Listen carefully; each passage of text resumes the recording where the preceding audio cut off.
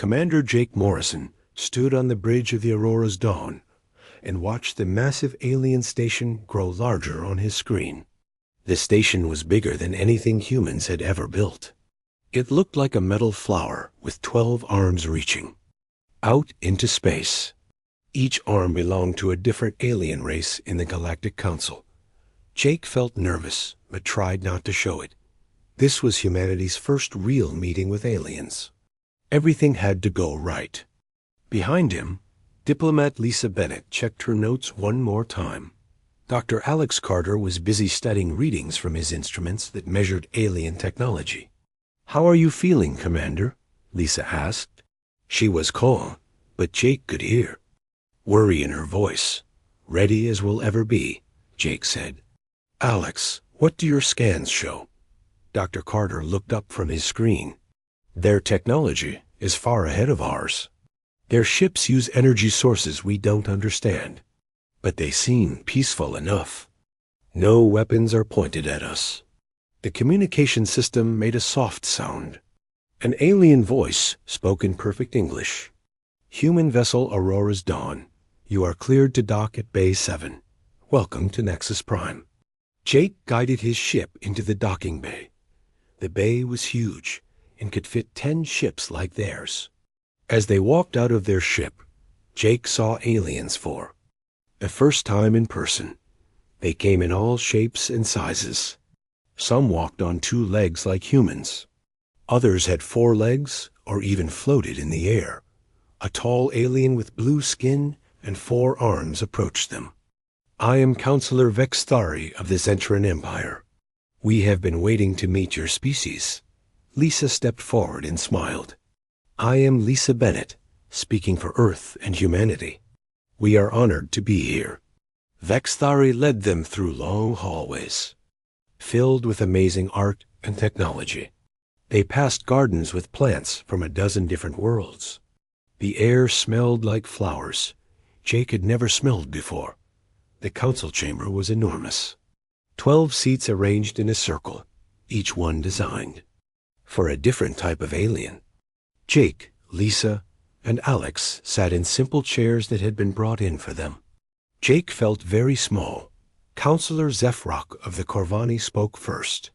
He looked like a giant insect with smart eyes. "Humans are an interesting species. You have grown very fast. Only 500 years ago, you could not even fly. Now you travel between stars. We learn quickly," Lisa said. "We hope to learn much from the Council." A floating alien that looked like a jellyfish with crystals growing from it spoke next. "Your species shows promise, but we have a problem we must discuss." Jake felt his heart sink. What kind of problem? Vexthari activated a hologram that showed a map of the galaxy. A bright line cut through space, passing right through Earth's solar system. "The Council has approved a new trade route. It will connect our greatest markets and bring peace and wealth to billions of beings." "That's wonderful," Lisa said, but Jake could tell she was worried. "The route must pass through your solar system," Zephrok said. "Your sun and planets are in the way." "We cannot go around them." Dr. Carter leaned forward. "What exactly are you saying?" Vexthari's expression did not change. "We are offering humanity a great gift. You may leave your primitive world and join our civilization. We will give you new homes on better planets. You will be protected and cared for as a client. Species under Council law." Jake felt anger rise in his chest. "You want us to abandon Earth? Your attachment to one small world is understandable, but childish," the jellyfish alien said. "Think of the opportunities. You will have access to technology beyond your dreams. Medical treatments that will let you live for thousands of years. Art and culture from across the galaxy." Lisa tried to stay calm. "Earth is our home. Our entire history is there. Every human who ever lived is buried in that soil. We cannot simply leave." Zephrok made a sound that might have been laughter. Sentiment over logic. How typical of young species. What if we refuse? Jake asked. The council chamber became very quiet. Vexthari looked at Jake like he was a child asking a silly question. Refuse? Commander Morrison, you do not understand. This is not a request. The trade route will be built. The only question is whether humanity will accept our generous offer. And if we don't accept? Dr. Carter asked. Counselor Zephrok's insect eyes reflected the chamber lights. Then you will face standard enforcement protocols. You have 7 standard cycles to make your decision. That is approximately 6 of your Earth months. Jake stood up. His hands were shaking with anger, but his voice was steady. Let me make. Sure, I understand. You want us to abandon the only world our species has ever known. If we refuse, you'll force us out. Or eliminate the obstacle, Vexthari said simply. The needs of galactic civilization outweigh the wishes of one small species on one small world. The meeting ended quickly after that. Jake, Lessa, and Alex walked back to their ship in silence. As they prepared to leave, Jake looked back at the massive station. The aliens inside thought humans were just another problem to solve. They had no idea what they were dealing with. Set course for Earth, Jake told his pilot. Best speed. As the Aurora's Dawn jumped to hyperspace, Jake wondered if the aliens had ever met a species that refused to give up. They were about to find out what humans did when someone threatened their home. The trip back to Earth would take 3 weeks. Jake spent that time writing his report and thinking about the aliens' casual attitude toward destroying humanity. They treated it like a business decision. Move the humans or remove them. Either option was fine with them, but Jake knew something the aliens didn't. Humans had been fighting for their survival since they first climbed down from trees. They had survived ice ages, plagues, wars, and disasters that would have destroyed weaker species. Earth wasn't just their home. It was their fortress, and they would defend it. The aliens had made a mistake. They thought humanity would be reasonable. They had no idea that humans were most dangerous when they had no choice but to fight. The emergency session in Geneva was unlike anything President Maria Santos had ever seen. Military leaders from every nation sat around the large table. The room was full of tension and fear. Commander Jake Morrison had just finished his report. About the alien ultimatum. General Ryan Hughes spoke first. 6 months to evacuate Earth or face destruction. They're treating us like insects in their way. Admiral Kate Sullivan studied the data Dr. Alex Carter had gathered about alien technology. Their ships are decades ahead of ours. Energy weapons, advanced shields, faster engines. In a straight fight, we'd lose badly. Dr. Carter connected his computer to the main screen. But I found something interesting. Their weapons and tactics are designed to fight other civilized species that follow galactic rules of war. They've never fought anyone like us. What do you mean? President Santos asked. Look at their battle records, Dr. Carter said, showing footage of alien conflicts. When they fight, both sides line up their ships and fire at each other until one side surrenders. It's like a game with rules. They don't expect dirty tricks or desperate tactics. Captain Ben Taylor, Earth's best military engineer, leaned forward. You're saying they don't know how to fight humans? Exactly. They expect us to be reasonable, to follow their rules. They think we'll either run away or fight them the way other aliens do. General Hughes smiled for the first time since the meeting. Began, then we'll give them a surprise they'll never forget. President Santos looked around the table. What are our options? Admiral Sullivan opened a folder marked Project Ironwall. We can't build enough ships to match their numbers. But we can make Earth the most expensive target they've ever attacked. How? Asked Dr. Carter. Captain Taylor stood up and walked to a large map of Earth. We turn our entire planet into a fortress. Every city, every mountain, every ocean becomes a weapon. Our mining operations on asteroids use massive charges to break up rock, Admiral Sullivan explained. We can convert those into kinetic weapons, launch them at alien ships like giant bullets. General Hughes added, our orbital factories can be retrofitted to build automated defense platforms. Small, fast, and cheap to make. We'll fill space around Earth with thousands of them. Dr. Sam Parker, Earth's leading materials scientist, had been quiet until now. I've been studying the alien technology samples Dr. Carter brought back. Their shields are designed to stop energy weapons. But kinetic impacts, solid objects hitting them hard and fast, might get through. What about ground forces? President Santos asked. That's where we get creative, General Hughes said. We train every able person in guerrilla warfare. Make the aliens pay for every meter of ground they take. Lisa Wong, a former Marine turned civilian engineer, spoke up from the back of the room.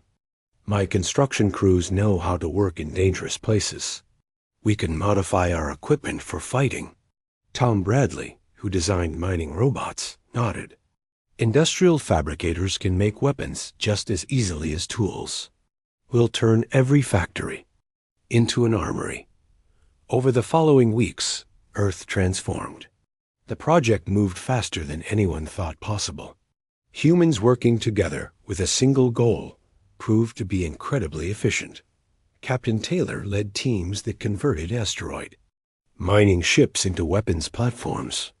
The cargo haulers that brought ice and minerals from the outer system now carried kinetic kill vehicles.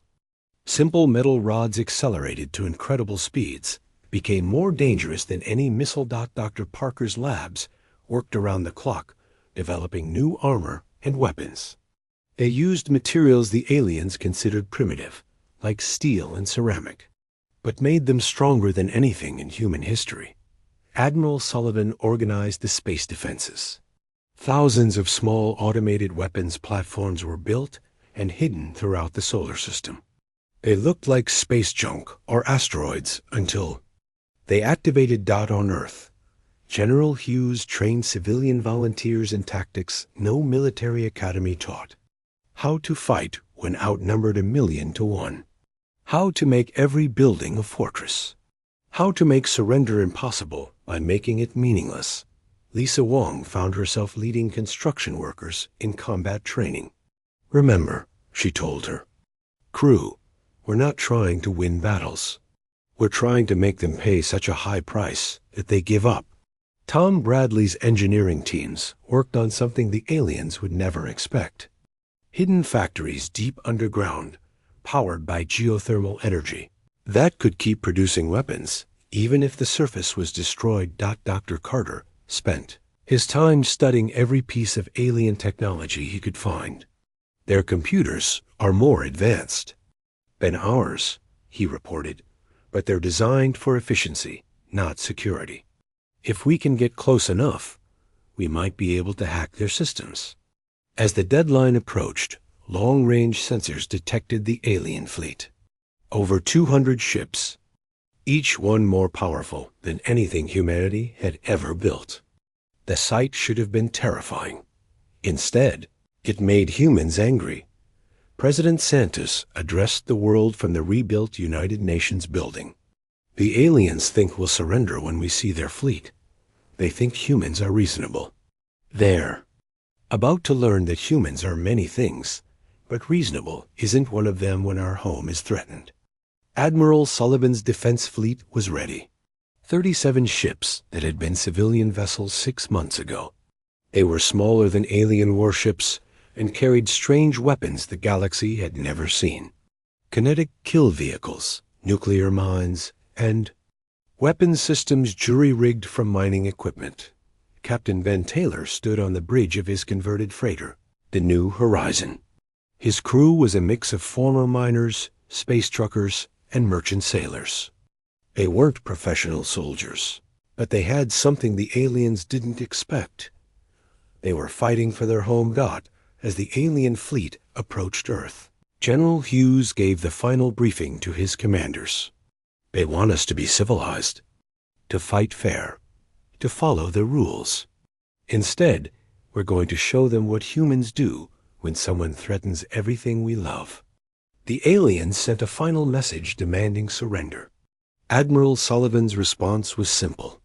She transmitted the coordinates of every hidden weapon platform in the solar system directly to the alien fleet. It wasn't a surrender. It was a challenge. The message was clear. We know you're stronger. We know you have better technology. We don't care. Come and take our world if you can. The countdown to humanity's first real war had begun. High Admiral Kethron looked at his fleet display with satisfaction. 212 ships in perfect formation, each one representing the finest military technology in the galaxy. The human homeworld grew larger on his screen, a small, blue planet that would soon learn the price of defying the Galactic Council. Open communications with the human defenders, he ordered. The screen showed Admiral Kate Sullivan on the bridge of her flagship. Behind her, Catherine could see a cramped, primitive command center. The humans looked so young and fragile. I am High Admiral Kethron of the Council Fleet, he announced. You have had 6 months to evacuate your world. Surrender now, and we will allow your transports to leave safely. Admiral Sullivan's face showed no fear. This is Admiral Kate Sullivan of the Earth Defense Force. You are in violation of human space. Leave now, or we will defend ourselves. Catherine almost laughed. The human fleet consisted of barely 40 ships, obviously converted civilian vessels. Admiral, you cannot be serious. Your entire fleet could not damage a single one of our dreadnoughts. Maybe, Sullivan said. But we're going to try anyway. The communication ended. Catherine shook his head. Young species were always so stubborn. A quick demonstration would show them the futility of resistance. Target their flagship, he ordered. Single plasma burst. Just enough to disable them. But before his weapons officer could fire, space around the human fleet suddenly filled with metal objects moving at impossible speeds. Kinetic kill vehicles, simple metal rods accelerated to a significant fraction of light speed, slammed into his forward ships. The alien shields, designed to deflect energy weapons, offered little protection against solid matter moving so fast. 3 council ships took critical damage in the first few seconds of the battle. What was that? Catherine demanded. Kinetic impacts, sir. They're using mass drivers and railguns. Primitive but effective against our shield matrix. Captain Ben. Taylor watched from the bridge of the New Horizon as his improvised weapons tore into the alien formation. His ship had been a cargo hauler 6 months ago. Now it carried launch tubes filled with mining charges converted into missiles. All ships execute plan chaos.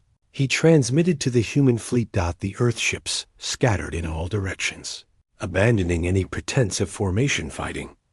Each ship moved independently, using tactics that would have horrified any military academy in the galaxy. Captain Lisa Wong's destroyer Defiant accelerated directly toward the largest alien ship. Her crew had welded armor plates to the hull and now filled the cargo bay with explosives.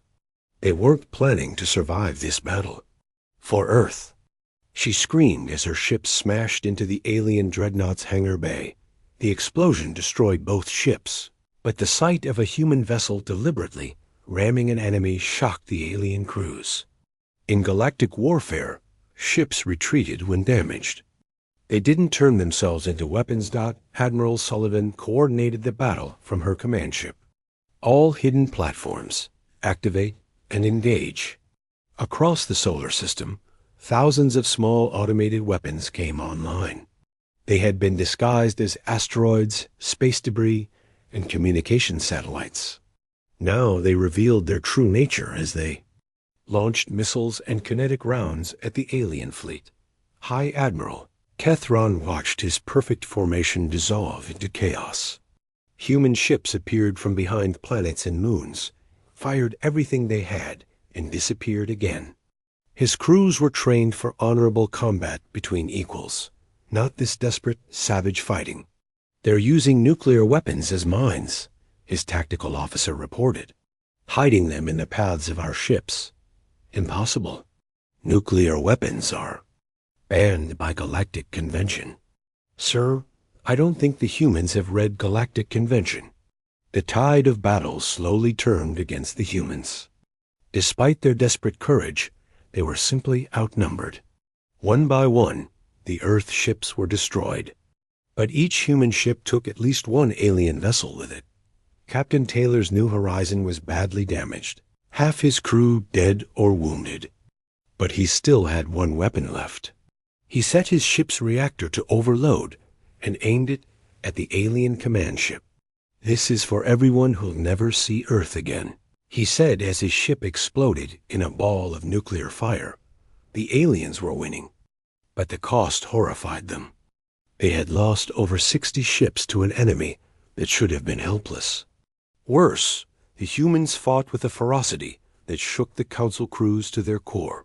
"Sir," the communications officer reported, "we're receiving surrender signals from the planet." "Finally," Kethran said, "accept their surrender and prepare occupation forces." But the signals weren't surrenders. They were warnings. The remaining human military leaders were telling the alien fleet exactly where Earth's most important cities were located. They were inviting the aliens to attack them. Admiral Sullivan's voice came over the communication channel one last time. Her ship was dying, but her spirit was unbroken. "You want our world?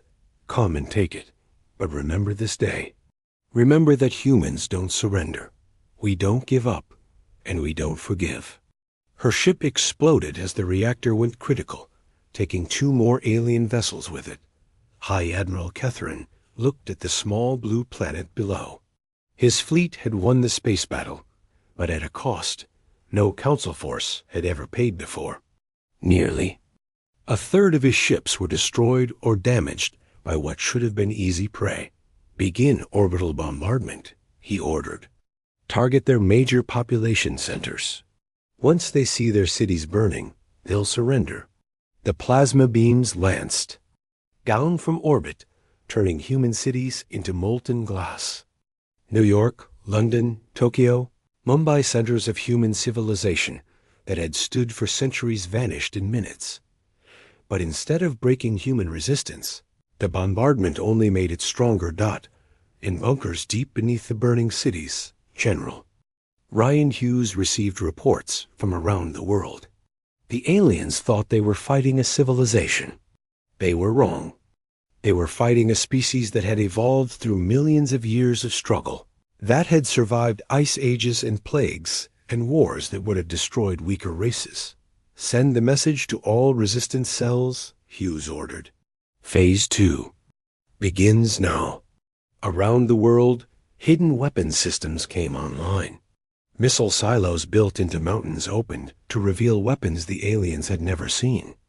Nuclear warheads launched not at the alien ships, but at carefully chosen targets on Earth itself.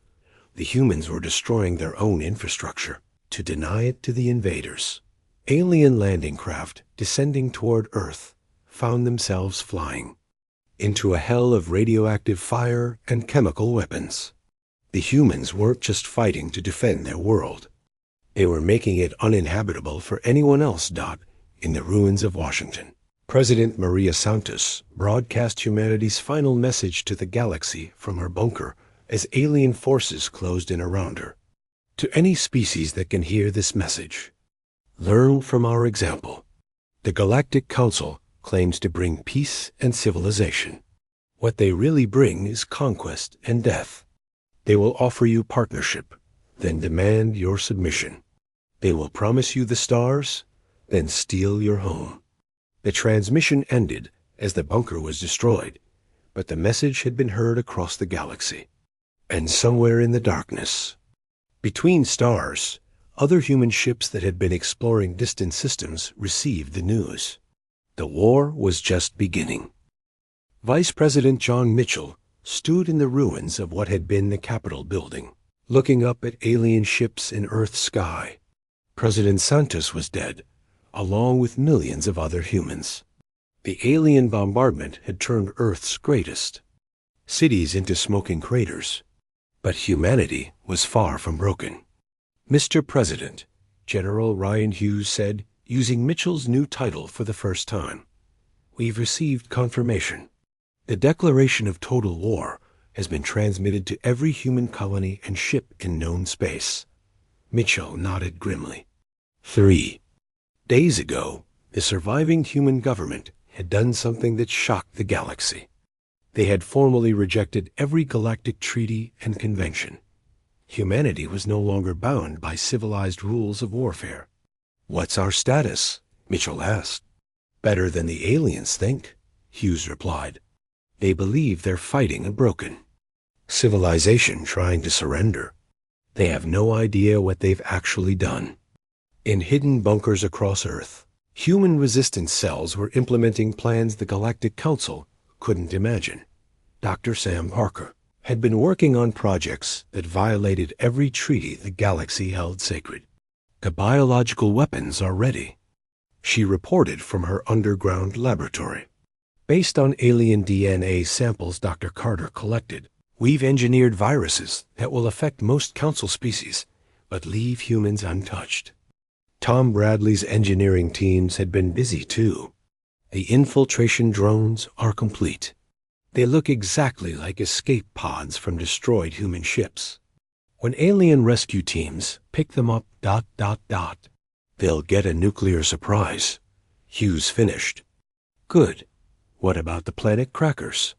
Dr. Parker's face was grim. "Those are ready too. But, sir, using them would make us monsters. The aliens made that choice for us when they decided to exterminate our species," Mitchell said coldly. "Deploy them." Across the galaxy, the Council was discovering that humanity's destruction of Earth was only the beginning. Human exploration. Ships that had been mapping distant systems suddenly revealed their true purpose. They weren't explorers. They were advanced scouts, and they had been preparing for war. Captain Jake Morrison stood on the bridge of the stealth ship Vengeance, watching a Council supply depot through his view screen.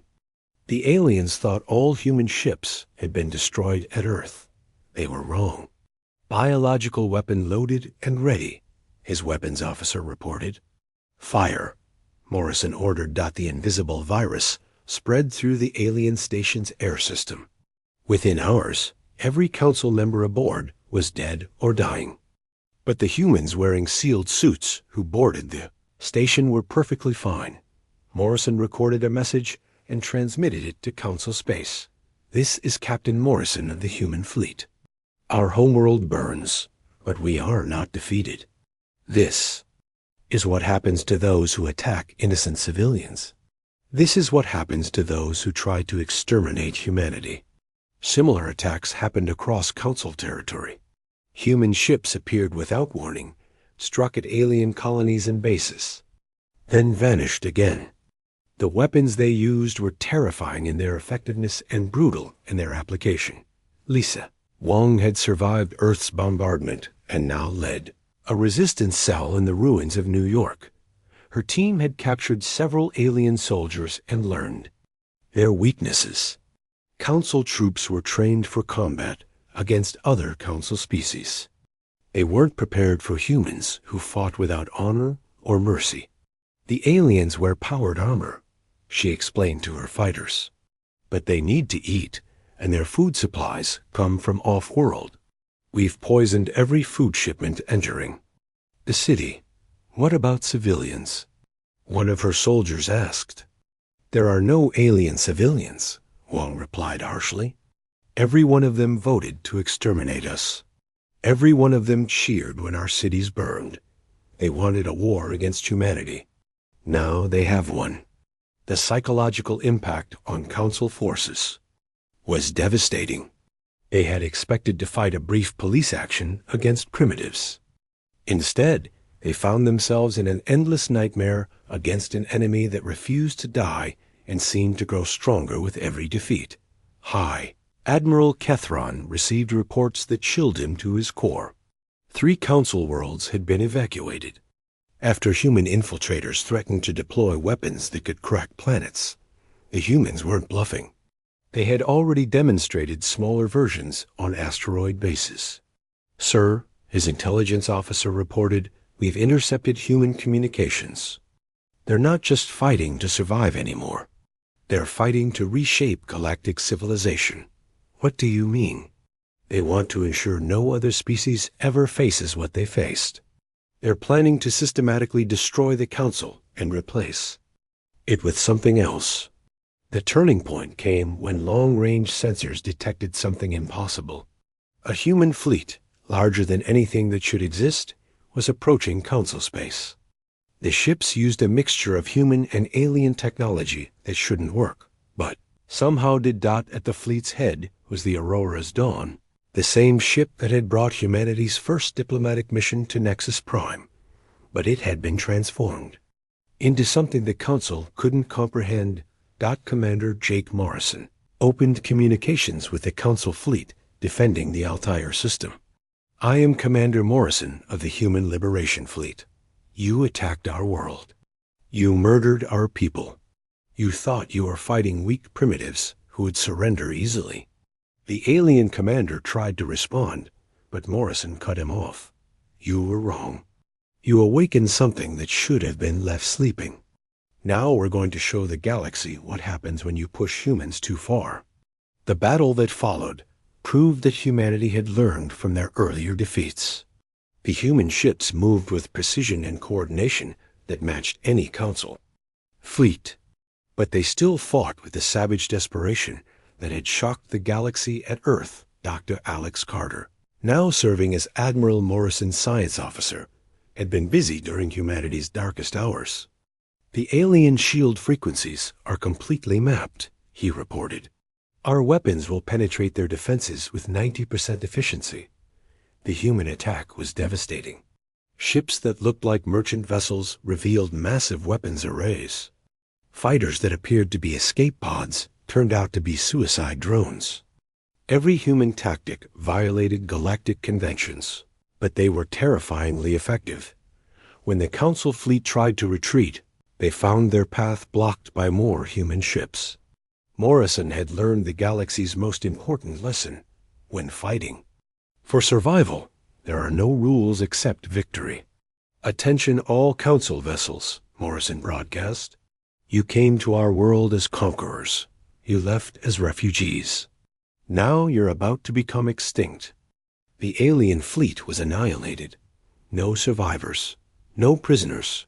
No mercy. The message spread across the galaxy faster than any ship could travel. Humanity had returned, and they were no longer the peaceful species that had sought friendship with as stars. They had become something else entirely, something that the galaxy was learning to fear. General Hughes coordinated the liberation of Earth from his command bunker. "Phase 3 is complete," he reported to President Mitchell. "Council forces on Earth are neutralized.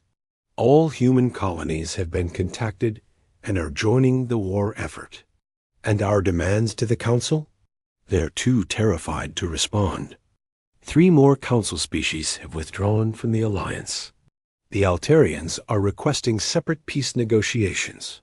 Mitchell looked at the tactical display showing human fleets moving across known space. No separate peace, no negotiations. They wanted to exterminate us. Now they face the same choice they gave us: surrender everything or be destroyed. The galaxy was learning that some species should never be pushed to the edge of extinction, because they might push back hard enough to change everything. The war that was supposed to last 3 days had been raging for 8 months. What remained of the Galactic Council met in emergency session aboard a heavily defended station in neutral space. Half their member species had either withdrawn from the Alliance or been destroyed by human attacks. Counselor Vexthari looked older than his 1,000 years. The confident alien who had casually discussed humanity's relocation now sat hunched in his chair, studying reports of another human victory.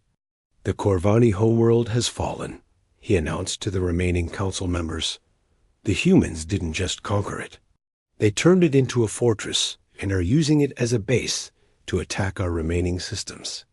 Counselor Zephrok, the insect-like alien who had delivered humanity's ultimatum, spoke with a voice full of disbelief. How is this possible? They were a primitive species with barely 40 ships. "We underestimated them," admitted the floating jellyfish counselor. "We assumed they would fight like civilized beings. Instead, they fight like ... like cornered animals," Vextari finished. "But animals with intelligence and technology.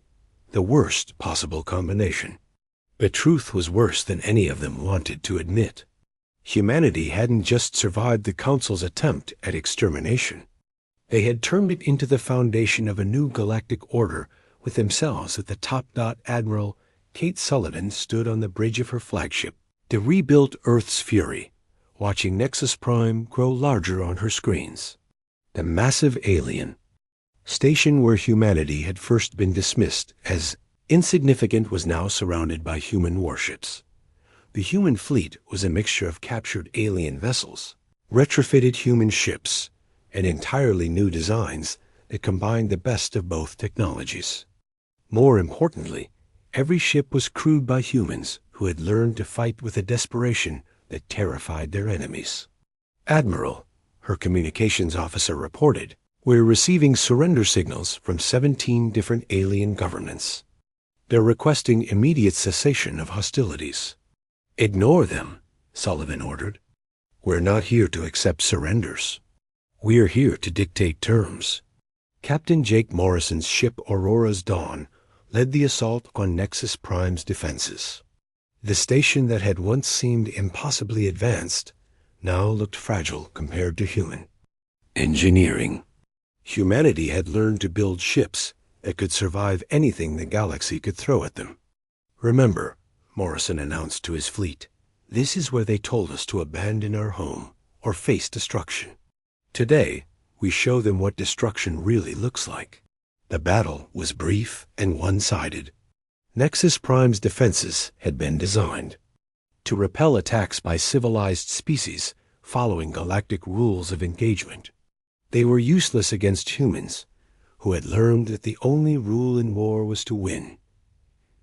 General Ryan Hughes led the ground assault that captured the council chambers. The aliens who had casually planned humanity's extinction now cowered behind their guards as human soldiers advanced through the station. "Secure the council members," Hughes ordered. "Alive. They need to see what they've created." Dr. Alex Carter, now wearing the uniform of humanity's new Galactic Survey Division, entered the chambers with a tablet containing humanity's demands. The same chamber where aliens had dismissed humans as an insignificant obstacle was about to witness the birth of a new galactic order. "Counselors," Dr. Carter began, "I bring greetings from President Mitchell and the Human Federation.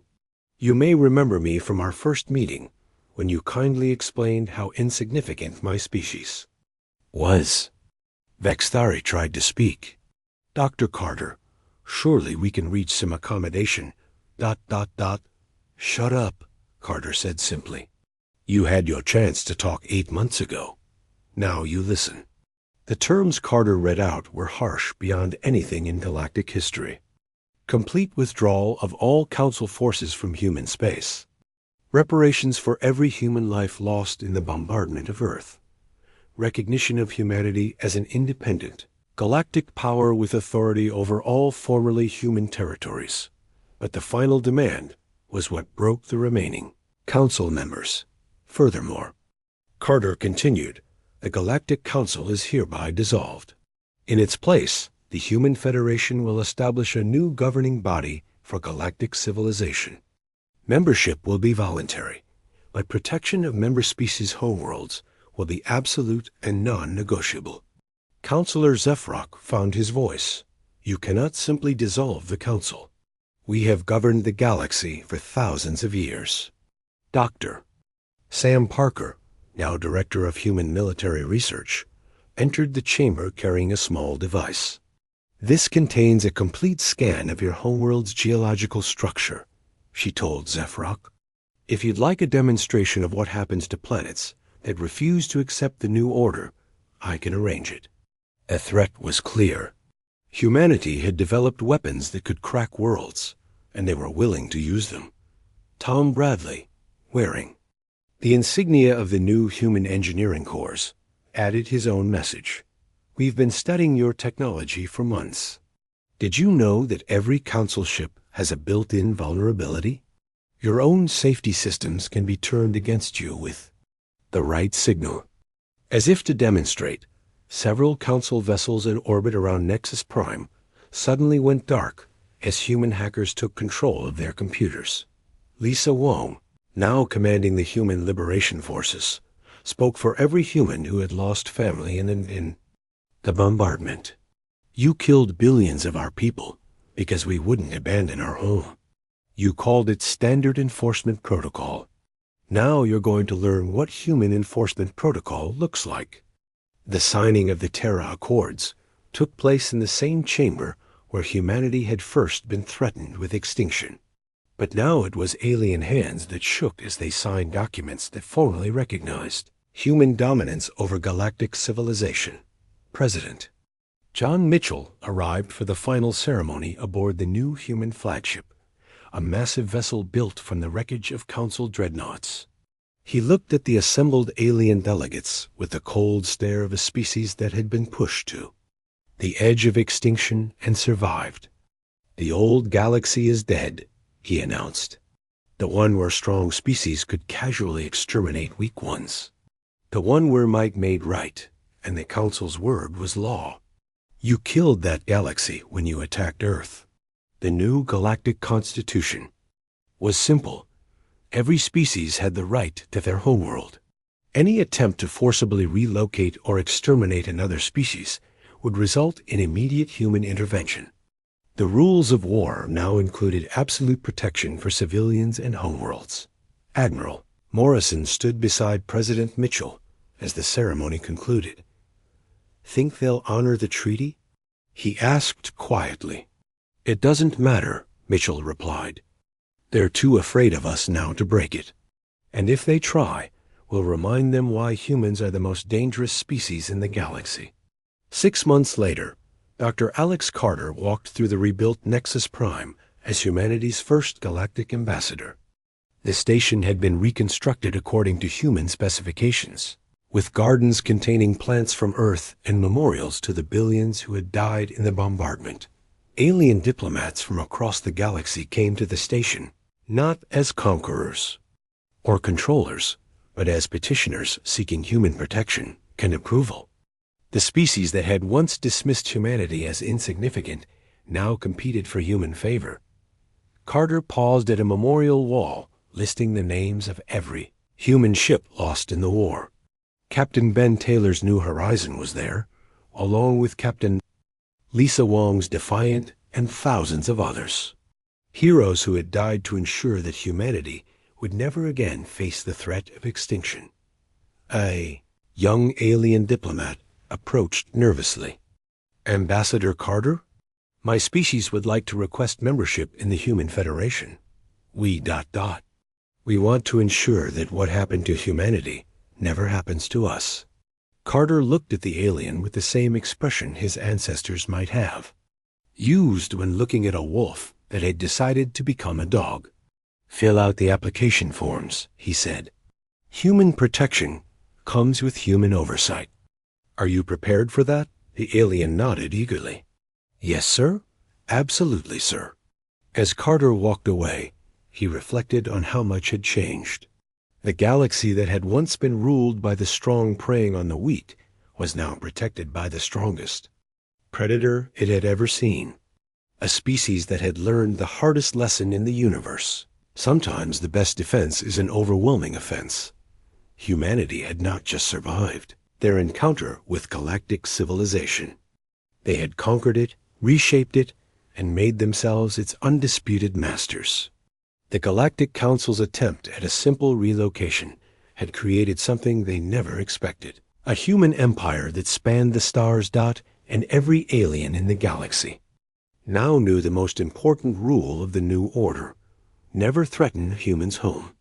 Because humans, unlike other species, don't just fight back.